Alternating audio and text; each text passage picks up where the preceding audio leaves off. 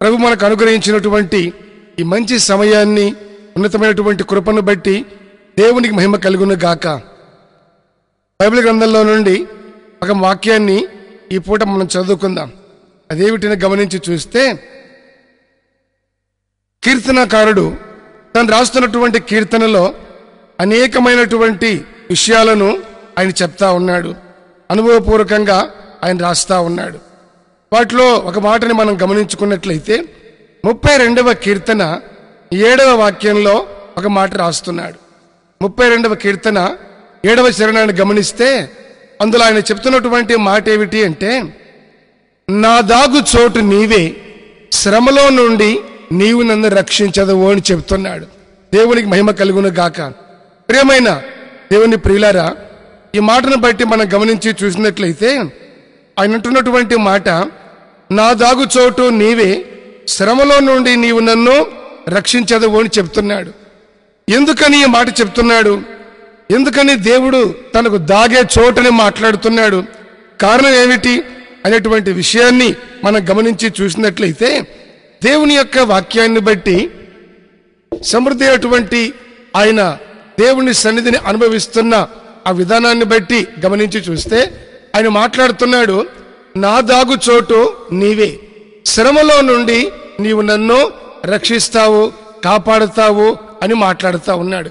ప్రియమైన దేవుని ప్రియులారా, దేవుని యొక్క మహాకృపను బట్టి దేవుని యొక్క దివ్యమైనటువంటి సన్నిధిని అనుభవించటము అనేది దేవుని వలన మనకు అనుగ్రహించబడినటువంటి ఒక ధన్యత అని చెప్పాలి.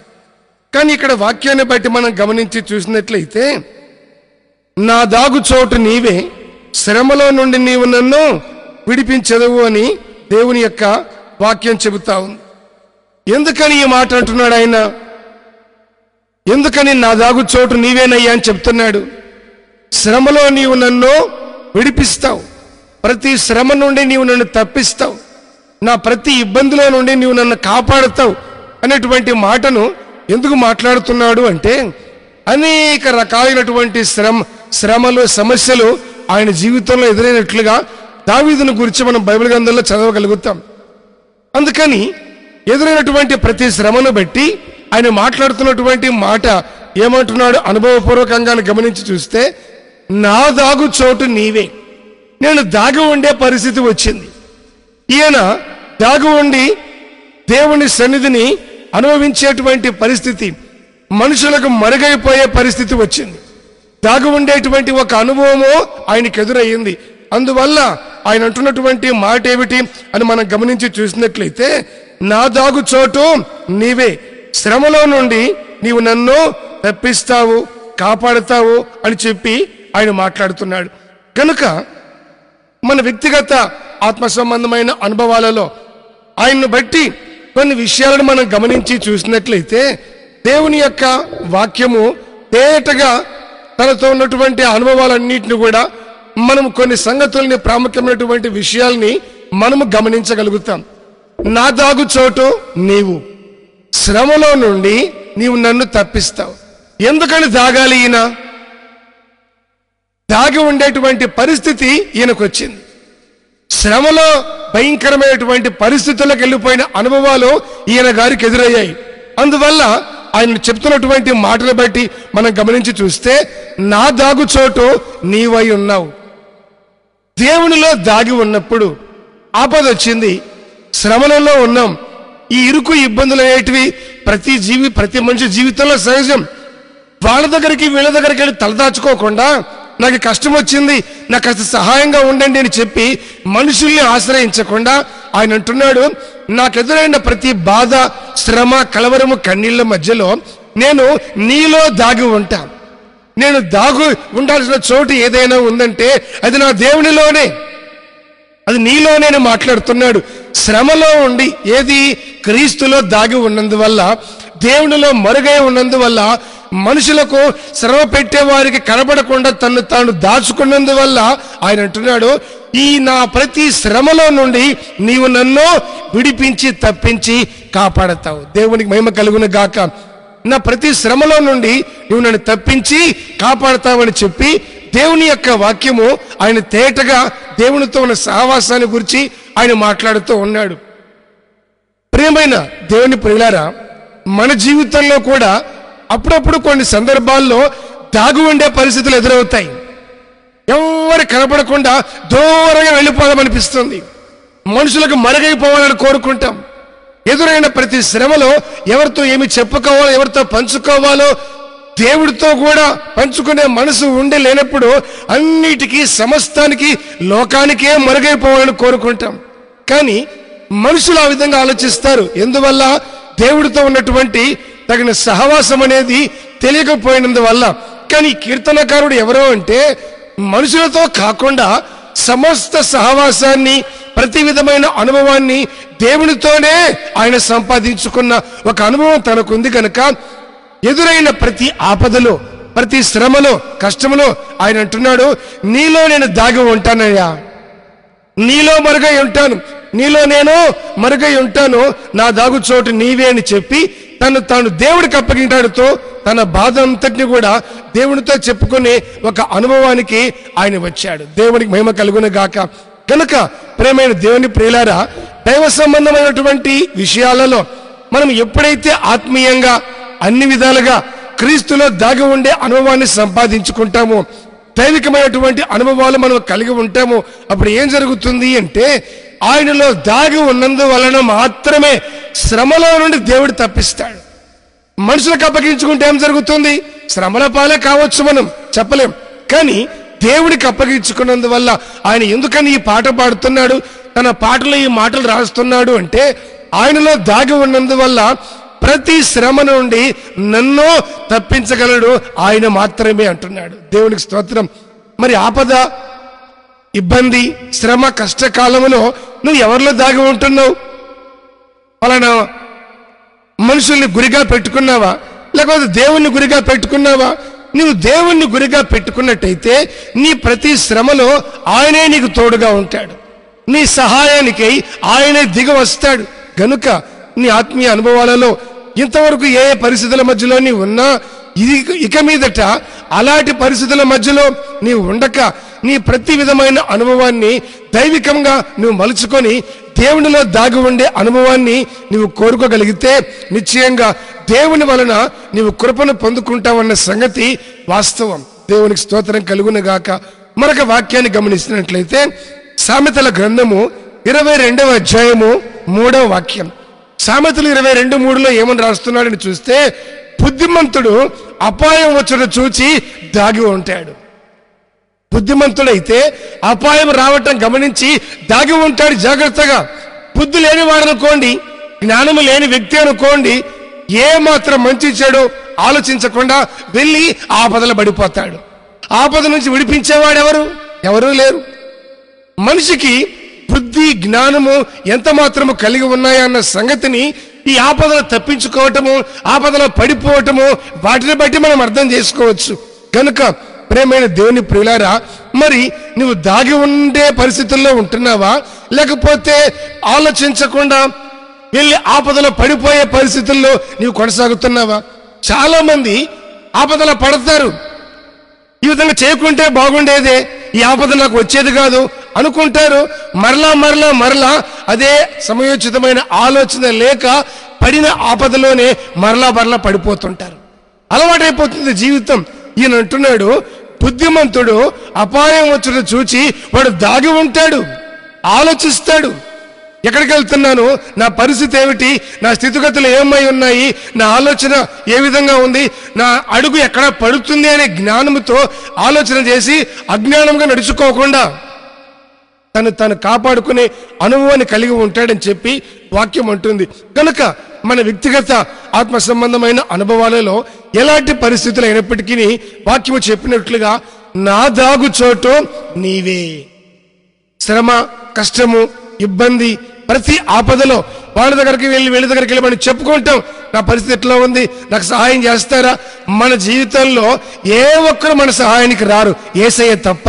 గనుక నా ప్రియమైన దేవుని ప్రియులారా, ఈ మాటలు వినే నీ జీవితంలో యేసు ప్రభు నీకు ఆశ్రయముగా నిన్ను దాచి ఉంచే దేవుడిగా ఆయన ఉన్నాడు కనుక నీవు ఆయన ఆశ్రయించమని దేవుని వాక్యము తేటగా చెబుతుంది. కనుక నీవు దేవుడి మీద గురిని పెట్టుకొని నీ ఆలోచన, నీ సమస్తము ఆయన మీద నిలుపుకొని నీవు దేవునితో నడవగలిగిన అనుభవాన్ని కలిగి ఉన్నట్టయితే ఖచ్చితంగా ప్రభువు నిన్ను జ్ఞాపకం చేసుకుంటాడు. నీ ప్రతి శ్రమ నుండి ఆయన నిన్ను తప్పించి కాపాడి ఒక నూతనమైన అనుభవానికి తీసుకొని వచ్చి తన సాక్షిగా దేవుడిని నిలబెట్టుకునేందుకు ప్రభువు ఆయన శక్తిమంతులైన దేవుడై ఉన్నాడు. దేవునికి స్తోత్రం కలుగును గాక. ఆయన అంటున్నాడు, ఎందుకని ఈ మాట పలుకుతున్నాడు అని గమనించి చూసినట్లయితే 17వ కీర్తన 9వ చరణంలో ఓ మాట రాస్తాడు. ఎన్నో సమస్యలు వచ్చాయి, ఎన్నో ఆపదలు వచ్చాయి, భయంకరమైన ఇరుకు ఇబ్బందులు నాకు ఎదురయ్యాయి. నాకు వచ్చినటువంటి బాధలు, పరిస్థితులు ఎలాంటివంటే అవి వర్ణించి చెప్పేదని కాను, వీలు కాదు. అటువంటి పరిస్థితులు వచ్చాయి. అయితే ఏమైంది అంటే నన్ను చుట్టుకున్నటువంటి నా ప్రాణ శత్రువుల చేత నేను చిక్కుబడిపోయే పరిస్థితి వచ్చానంటున్నాడు. శత్రువులట ఆయన చుట్టూ ముట్టారట. దేనికి? ప్రాణం తీసేదానికి. ఎప్పుడెప్పుడు దొరుకుతాడా అనుకుంటే ఈయన కూడా ప్రాణం తీయగలిగినటువంటి వ్యక్తి, వాళ్ళకంటే బలవంతుడే. కానీ ఆయన దాగి ఉంది ఎవరిలో? మనుషుల్లో కాదు, క్రీస్తులో దాగి ఉన్నాడు. దేవునికి స్తోత్రం. క్రీస్తులో దాగి ఉన్నాడు కనుక ఎవరిలో అయితే తను మరుగై ఉన్నాడో, ఎవరిలో దాగి ఉన్నాడో ఆ దేవుని యొక్క స్వభావం ఈయనలో కలిగినందువల్ల ఈయన అంటున్నాడు, అయ్యా నీవే నన్ను కాపాడు. వాళ్ళు ప్రాణం తీయాలని వస్తున్నారు, నాకు అదే ఆలోచన వస్తే ఒకరిని ఒకరు కొట్టుకొని చంపుకొని ఒకరి ప్రాణం ఒకరు తీసుకోవడం తప్ప జరిగేది వేరే ఏమీ లేదు. నన్ను చుట్టుకున్న నా శత్రువులు అనేకంగా ఉన్నారు. ఎందుకున్నారు అంటే ప్రాణం తీసేదానికి. గనుక ఏం చేయాలి అని చూస్తే ఈ భయంకరమైన శ్రమలో, భయంకరమైన పరిస్థితుల్లో నేను శత్రువుల చేతిలో చిక్కుపడకుండా మరి ఏం చేయాలి? చిక్కుపడకుండా నీ రెక్కల చాటున నన్ను దాచిపెట్టు. చూసారు అంత చక్కటి మాట చెప్తున్నాడు. నీ రెక్కల చాటున నన్ను దాచిపెట్టు, నన్ను కాపాడు. గమనించండి, యేసయ్య నువ్వు ఎప్పుడొస్తే నిన్ను దాచిపెట్టుకోవాలా ఆయన రెక్కల చాటున అని ఆయన రెక్కలు చాచి ఎదురు చూస్తున్నాడు. అనేకులు రావాలని, ఆయన్ని ఆశ్రయించాలని, ఈ భయంకరమైన పరిస్థితుల్లో, ఉగ్రత కాలంలో, భయంకరమైన శ్రమల పరిస్థితుల్లో ఏ ఒక్కరు నష్టపోకూడదని చెప్పి ఆయన రెక్కల చాటున దాచుకోవాలని. ఎందుకు దాచుకోవాలి రెక్కల చాటున? మన మీద ఆయనకున్న ప్రేమ లాంటిది. మన నిర్మాణకుడు ఆయన, మన సృష్టికర్త ఆయన. లేక మనము లేము గనక మన నిమిత్తం ఈ లోకానికి వచ్చిన దేవుడు, మన నిమిత్తం శ్రమ పొందినవాడు, మన నిమిత్తం ప్రాణం పెట్టినవాడు, మరణించినవాడు, మన నిమిత్తం తిరిగి లేచి మరలా ఇప్పుడు మన కొరకే రానయ్యున్న దేవుడు గనక రమ్మని పిలుస్తూ రెక్కలు చాపుకొని ఆ రెక్కల నీడలో, ఆ రెక్కల లోపల దాచుకున్నట్టుగా ఆయన మనల్ని తన రెక్కలతో కప్పుకునే దేవుడు ప్రభువైన యేసుక్రీస్తు. దేవునికి స్తోత్రం. కనుక ఆ అనుభవాన్ని ఈయన ఎరిగాడు. ఏ విధంగా ఒక గ్రహింపు కలిగింది ఈయనకి? దేవుడితో సహవాసం చేస్తున్నాడు కదా. దేవుడే నిజంగా నన్ను ఆయన రెక్కల క్రింద దాచిపెట్టకపోతే నేనేమై ఉండేవాడిని? నా పరిస్థితి ఏమిటి? నా కుటుంబం ఏమైపోయేది? శ్రమలో ఉన్నాము అనుకుంటారు కానండి చాలా మంది. ఆ శ్రమలో కూడా నష్టమైపోకుండా సజీవులుగా దేవుడు మనల్ని ఈ రోజు వరకు ఉంచాడంటే అది ఆయన రెక్కల క్రింద దాచిపెట్టబట్టే. మన జీవితంలో ఎదురవుతున్న ప్రతి బలహీనతను, లోటుపాట్లను సరిదిద్దుకొని మనం మరింతగా ఆయనతో సహవాసం చేయగలిగినప్పుడు ఆయన రెక్కల చాటున మనల్ని దాచిపెట్టి కావలసిన కృపను సమృద్ధిగా దేవుడు మనకు అనుగ్రహించి ఆయన ఏం చేస్తాడంటే ఆశీర్వాదకరంగా, దీవెనకరంగా అనేకుల మధ్యలో ఈ మాటలు విన్న నిన్నో నీ కుటుంబాన్ని నిలబెట్టగలిగిన దేవుడు ప్రభువైన యేసుక్రీస్తు. మీకు చిన్న మాట జ్ఞాపకం చేస్తాను. ఏమిటంటే, కోడి ఉంది కదండి, ఈ కోడి ఆ గుడ్లు పెట్టి పొదగేసిన తర్వాత అది పిల్లల్ని పెట్టింది.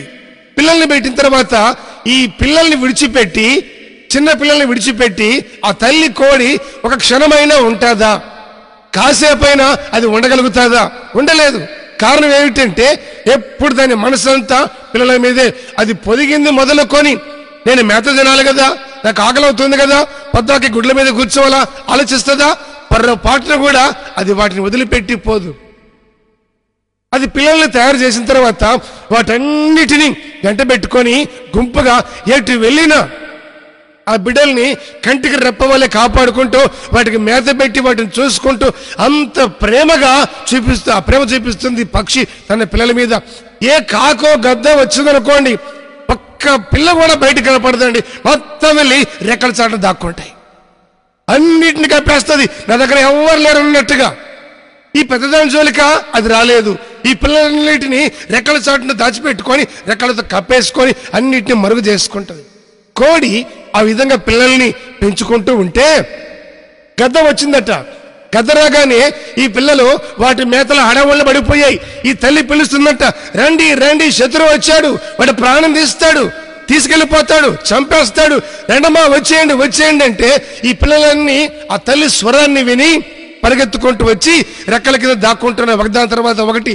ఒక పిల్ల మాత్రము దూరంగా ఉండి అది మేత మేస్తా, నాకేమి, అందరికంటే ఈ ఫ్యామిలీలో ఈ కోడి పిల్లలు అన్నిటికంటే నేను కొంచెం పెద్దదాన్నే కదా, ఎందుకంటే ఇది ముందు పుట్టిందండి, నేను పెద్దదాన్నే కదా, నాకేం భయం లేదు అని కాస్త ధైర్యంగా ఉండి అటు ఈ తల్లి కోడి ఎంత అరిచి రా రా అని పిలిచినా ఇది ముందు పుట్టింది కదండి, కాస్త ముదిరిపోయింది.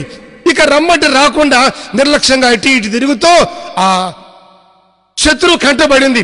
ఈ శత్రువు రానే వచ్చింది. గద్ద ఒక్కసారి ఆ కాళ్ళతోటి తన్నుకొని రెవ్వమని ఆకాశానికి ఎగిరిపోయింది. తర్వాత ఎంత కొట్టుకున్నా శత్రువు చేతిలో పడిన తర్వాత అది తల బద్దలు కొట్టుకున్నా, ఎంత అరిచినా ఏడ్చినా దండం పెట్టి బతిమాలినా వదిలిపెడుతున్న శత్రువు పొరపాటున వదిలిపెట్టదు. అనేకుల జీవితాల్లో సాతాను చేతిలో పడే వరకు దేవుని రెక్కల క్రిందికి రమ్మని దేవుని సువార్త, దేవుని మాట, ఇప్పుడు నీ వింటున్న స్వరం అదే, రమ్మని ఆయన ఆశ్రయించమని, ఆయన రెక్కల క్రిందికి రమ్మని ఎన్ని విధాలుగా బోధించినా చాలా మంది జీవితాల్లో దేవుని యొక్క మాటని, ఈ స్వరాన్ని వినే మనసు లేకుండా స్వేచ్ఛను, స్వతంత్రతను జీవితాల్లో ఏం చేస్తున్నారంటే రకరకాలుగా మనుషులు వారు కోరిన వాటినే వెంబడిస్తున్నారు. దేవుణ్ణి ఆశ్రయించి అనుభవాలు పోగొట్టుకుంటున్నారు.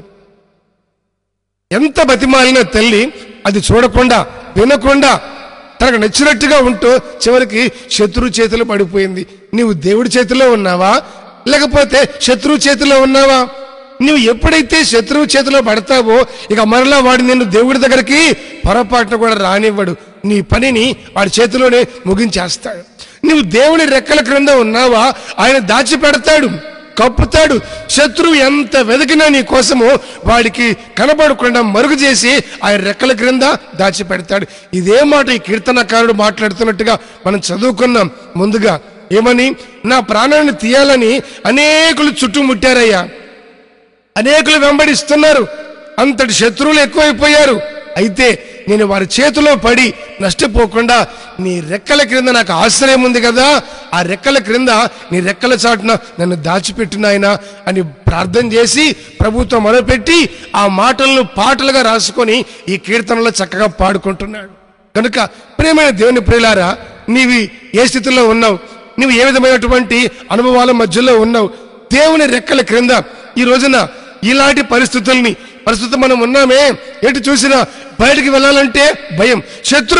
శత్రువైనటువంటి ఈ రోగము ఎప్పుడు ఎవరితో ఎవరి ద్వారా ఏ కోణంలో ఎట్లా వస్తుందో తెలియదు, ఎంతవరకు మనిషిని నిలబెడుతుందో తెలియదు, ఇప్పుడు ముగించేస్తుందో తెలియదు. అది రోగమైనా సమస్య అయినా మరి ఏదైనా నీవు దేవుడితో ఉండగలిగిన అనుభవాన్ని కలిగి ఉంటే, దైవికమైనటువంటి అనుభవాల సహవాసాన్ని నీవు కలిగి ఉన్నట్లయితే దేవుడి రెక్కల క్రింద ఆయన నిన్ను దాచిపెట్టి శత్రు చేతిలో పడకుండా నిన్ను కాపాడి ఆయన ఏం చేస్తాడంటే ఓ ఉన్నతమైనటువంటి ఆత్మ సంబంధమైన అనుభవాన్ని నీకు అనుగ్రహించి నిన్ను ఆశీర్వాదకరంగా, దీవెనకరంగా నూతనపరిచి నిన్ను నిలబెట్టగలిగిన దేవుడు ప్రభువైన యేసుక్రీస్తు. దేవునికి స్తోత్రం కలుగును గాక.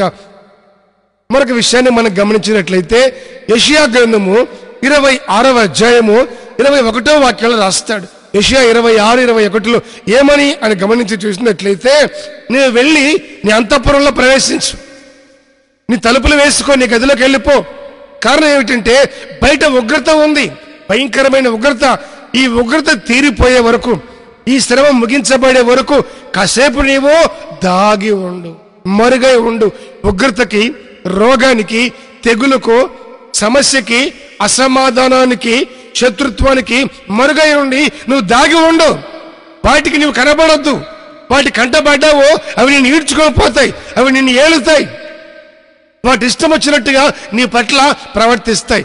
అందువలన అటువంటి స్థితిలో నీవు ఉండకుండా ఉండేటట్లుగా ఉగ్రత తీరిపోయే వరకు కొంచెం సేపు నీవు ఉగ్రతకు భయంకరమైన కఠినత్వానికి కనబడకుండా మరుగై ఉండు, నువ్వు దాగి ఉండు అని దేవుని యొక్క వాక్యం చెబుతూ ఉంది. కనుక ప్రియమైన దేవుని ప్రియులారా, ఈ ఉగ్రత దేనికి, ఎందుకని ఉగ్రత, మీకు విషయాన్ని జ్ఞాపకం చేస్తాను, గమనించండి. అదేంటంటే,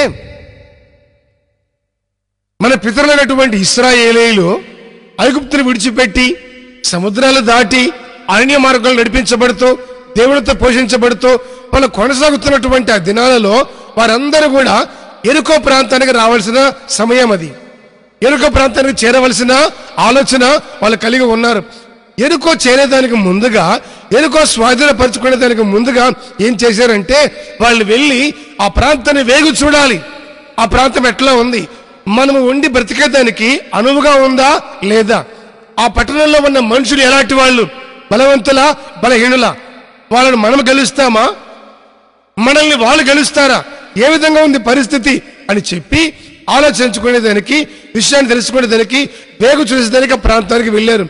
వెళ్ళిన తర్వాత ఊర్లోకి వెళ్ళగానే రాహాబు అనేటువంటి ఒక స్త్రీని కనుగొని ఆమె ఇంటికి వెళ్ళారు.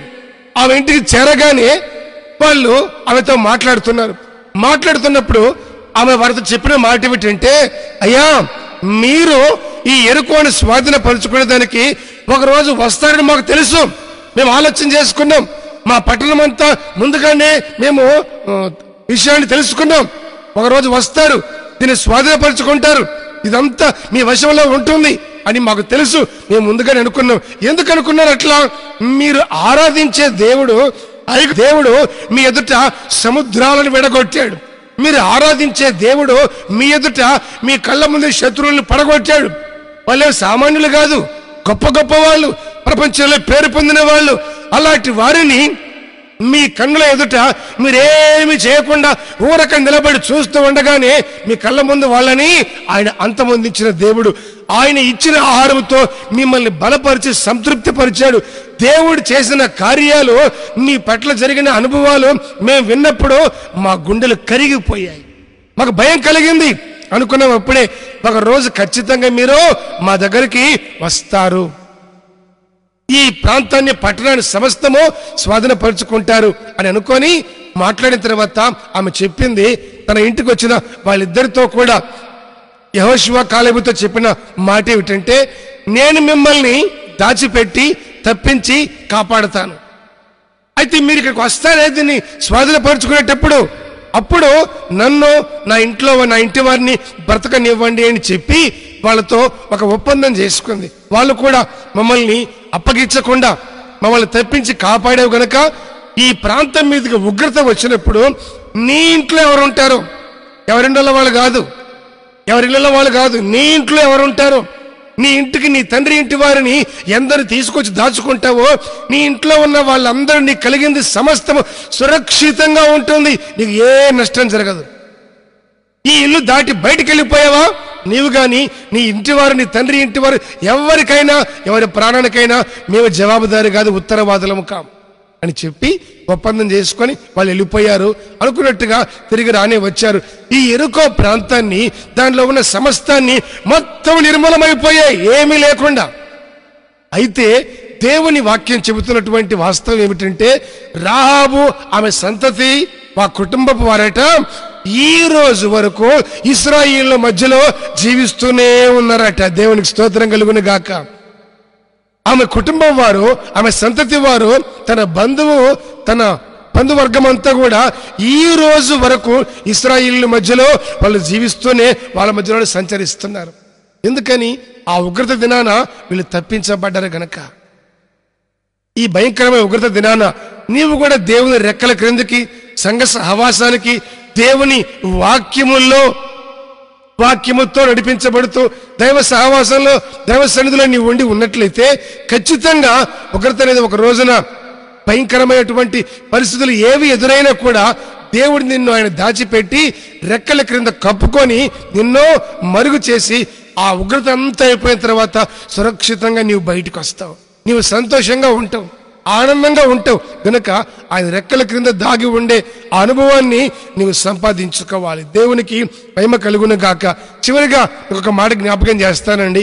అదేమిటి అని చూస్తే, దైవజనుడైనటువంటి పౌలు గారు కొలస్సీ సంఘానికి రాస్తూ 3వ అధ్యాయం 3వ వాక్యంలో ఆయన అంటాడు, కొన్ని మాటలు ఏం చెప్తాడంటే, క్రీస్తు యేసులోనికి బాప్తిసం పొందిన మీరు అందరూ క్రీస్తును ధరించుకున్నారు, క్రీస్తును ధరించుకొని ఉన్నారు. అయితే ఏమిటి? అప్పుడు మీ జీవము దేవుని యందు క్రీస్తుతో కూడా మీ జీవము దాచబడి ఉంది, మీ జీవము దేవుని యందు దాచబడి ఉంది అని చెప్తున్నాడు.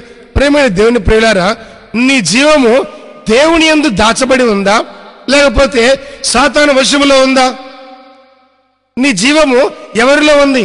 మారు మనసు పొంది, బాప్తిస్మం పొంది, క్రీస్తు రక్తంతో కడగబడి ఆత్మీయ అనుభవాల్లో కొనసాగుతూ నీ జీవము దేవుని యందు దాచబడి దేవుని యొద్ద ఉన్నటువంటి జీవపు మూటలో నీ జీవం కట్టబడి ఉందా, లేకపోతే మారు మనసు బాప్తిస్మం ఏమీ లేకుండా, ఎప్పుడు ఏం జరిగినా నీ ఆత్మకు రక్షణ లేకుండా నీవు తిన్నగా నరకానికి వెళ్ళిపోయేటట్లుగా నీ జీవము దైవ స్వాధీనంలో లేకుండా ఉందా? ఈయన అంటున్నాడు కొలస్సీ సంఘానికి రాస్తూ, మీ జీవము ఏమైందో తెలుసా? దేవుని యందు దాచబడి ఉంది. దేవుని దగ్గర మీ జీవము దాచబడి ఉందని వాక్యం చాలా తేటగా చెబుతుంది. కనుక నీ ఆత్మీయతలో నీ జీవాన్ని కూడా దేవుని యందు దాచబడినట్టుగా నీవు ఉండాలంటే నీవు దేవుని యొక్క వాక్యానికి విధేయత చూపించడం అనేది మనకు అవసరం. దేవుని మాటకు లోబడే అనుభవం సంపాదించుకోవటం అనేది మనకు అవసరం. కనుక నీ వ్యక్తిగత ఆత్మ సంబంధమైన అనుభవాల్లో నువ్వు ఏ స్థితిలో ఉన్నా, ఒకవేళ ఈ శత్రువుల వంటి భయం పెట్టే పరిస్థితుల మధ్యలోనే ఉన్నా, వేరొక పరిస్థితుల మధ్యలోనే ఉన్నా, నువ్వు ఏ స్థితిలో ఉన్నా కూడా ప్రియమైన దేవుని ప్రియులారా, ఈ మాటలు వింటున్నటువంటి నీవు దేవుని రెక్కల క్రిందికి రావటం అనేది చాలా అవసరం. కనుక నీ జీవాన్ని దేవునికి అప్పగించుకొని రక్షణ అనుభవాల్లో కొనసాగుతూ దేవుని యొద్ద ఉన్నటువంటి ఆ జీవపు మూటలో నీ జీవము కట్టబడినట్లుగా, అంటే ఆయనతో ఉన్నట్లయితే ఆయన నీకు ఏ హాని రానివ్వకుండా ఆయన కాపాడబడతాడు. ఈ లోకం వదిలిపోయిన తర్వాత ఆ పరలోక రాజ్యంలో నిత్యత్వంలో ప్రభుతో కూడా ఉండేదానికి ఆయన కృప చూపిస్తాడు. దేవునికి స్తోత్రం కలుగును గాక. కనుక మన వ్యక్తిగత ఆత్మీయ అనుభవాలలో మనం నడుచుకుంటున్నటువంటి విధానం ఎలాంటిది? నీ జీవము ఎక్కడ దాచబడి ఉంది, నీ జీవము ఏ అనుభవాల్లో ఉంది అనేటువంటి విషయాన్ని కూడా గ్రహించుకొని ఆత్మ సంబంధమైన అనుభవాల్లో నీవు దాగి ఉన్నట్లయితే ప్రభు నిశ్చయ జ్ఞాపకం చేసుకుంటాడు. అందుకే దైవజనుడైనటువంటి పౌలు గారు ఈ కొరింథీ సంఘానికి రాసేటప్పుడు ఆయన తన పత్రికలో చక్కగా చెప్తాడు. 2వ పత్రిక 5వ అధ్యాయము 7వ వాక్యంలో గమనించి చూసినట్లయితే, మనము ఈ దేహములో ఉన్నంత కాలము దేవుడికి దూరంగా ఉన్నాం. ఈ దేహాన్ని విడిచిపెట్టి ప్రభు దగ్గరికి వెళ్ళి ఆయనతో కూడా నివసించేదానికి మనం ఇష్టపడుతూ ఉన్నాం. దేహంలో ఉన్నంత కాలం దూరంగా ఉన్నాం. దేహాన్ని విడిచిపెడితే మనము ఆయనతో కూడా ఉంటాం, ఆయనకు దగ్గరగా అవుతాం. ఎందుకు దగ్గరగా అవుతాం ఆయనకి? మన జీవము ఆయన యందు ముందుగానే దాచబడి ఉంది కనుక, ఆయన యొద్ద ఉన్న జీవపు మూటలో నీ జీవము కూడా కట్టబడి ఉంది కనుక బ్రతికి ఉంటే దూరంగా ఉన్నాము.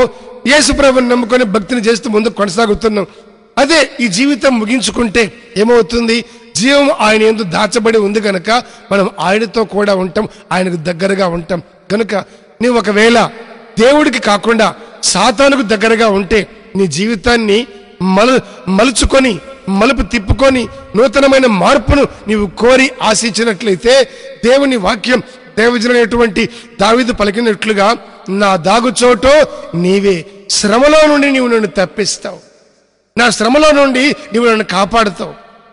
ఆయన జీవితంలో ఎటు చూసినా నా కొండవు నీవే, నా కోటవు నీవే, నా ఎత్తైన బండవు నీవే, నా దుర్గము నీవే, నా పర్వతము నీవే అనేక మాటలు రకరకాలుగా వర్ణించి ఆయనను దేవుడితో మాట్లాడుతూ తన కీర్తనలు రాసుకుంటున్నాడు చాలా చక్కగా. దేవుడితో తనకున్నటువంటి అనుభవాలను బట్టి ఆయన దేవుని వెంబడిస్తా వెళుతూ చెప్తున్నటువంటి మాట, నా దాగు చోటు నీవు. ప్రియులారా, నువ్వు ఎవరిలో దాగి ఉన్నావు? ఏ స్థితిలో దాగి ఉన్నావు? ఏ పరిస్థితుల మధ్యలో నీవు ఎవరిలో ఎక్కడ దాగి ఉన్నావు? శత్రువులకు కనపడకుండా నీవు దేవునిలో దాగి ఉన్నావా? లేదంటే నీ క్రియలు సరైనవి కాక దేవునికి కనపడకుండా అంధకారంలో సాతాను ఉన్నటువంటి చోట దుష్టునిలో దాగి ఉన్నావా? దుష్టునిలో దాగి ఉంటే వాడు నిన్ను దేవుడి దగ్గరికి వెలుగుల దగ్గర రానివ్వడు. కనుక నీవు వాణ్ణి విడిచిపెట్టి నీ జీవము దేవునితో కూడా ఉండినట్లుగా నీవు దేవుడి దగ్గరకు వచ్చినట్లయితే దుష్టుల చేతిలో పడనివ్వకుండా ఆయన నిన్ను తప్పించి కాపాడి నూతన పరిచి తన నిత్యమైన మహిమకు యుగాయుగాలు తనతో కూడా ఉండేదానికి నిన్ను సిద్ధపరిచేందుకు దేవుడే శక్తిమంతుడు. కనుక ఈ మాటలు వింటున్నటువంటి నీవు తల వంచి కళ్ళు మూసినట్లయితే ఒక చిన్న ప్రార్థన చేసేదానికి ప్రభు మన కృపనిస్తున్నాడు.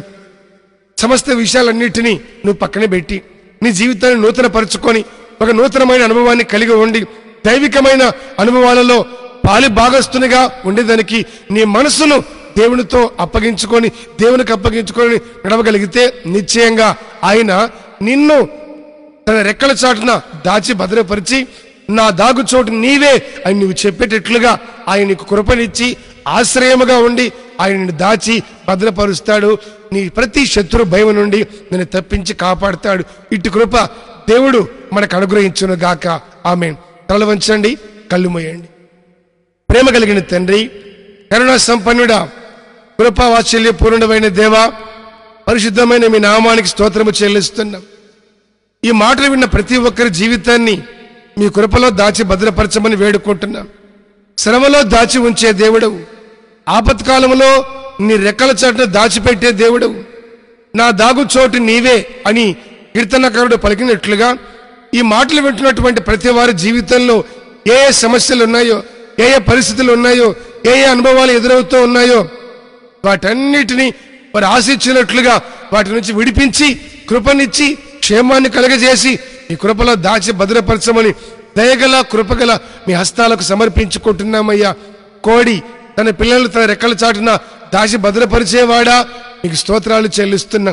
మీ కృపల ప్రతి ఒక్కరిని దాచి ఉంచి ఉగ్రత తేరిపో వరకు కొంచెం సేపు దాగి ఉండమని చెప్పినట్లుగా భయంకరమైన ఉగ్రతలో భయంకరమైన దినాల్లో మేము బ్రతుకుతూ ఉండగా వాటన్నిటి నుంచి తప్పించి కాపాడి కృప చూపించి ఘనమైన మీ నామానికి మహిమ తెచ్చుకోమని తండ్రి, మా జీవం మీ యొద్ద ఉన్నటువంటి జీవము మూటలో కట్టబడి ఉంది గనక, మీ యందు దాచబడి ఉంది గనక బ్రతుకున్నంత కాలం మేము మీకు దూరంగా ఉన్నప్పటికీ మా జీవం మీతో ఉంది కనుక ఈ లోకం ముగించిన తర్వాత మీతో కూడా యుగాయుగాలు ఉండేందుకు మమ్మల్ని ముందుగా మీ కృపలో భద్రపరుచుకునేందుకు స్తోత్రాలు. ఈ మాటలు విన్న ప్రతి ఒక్కరిని ఆశీర్వదించండి, దీవించండి, కృపతో నింపండి.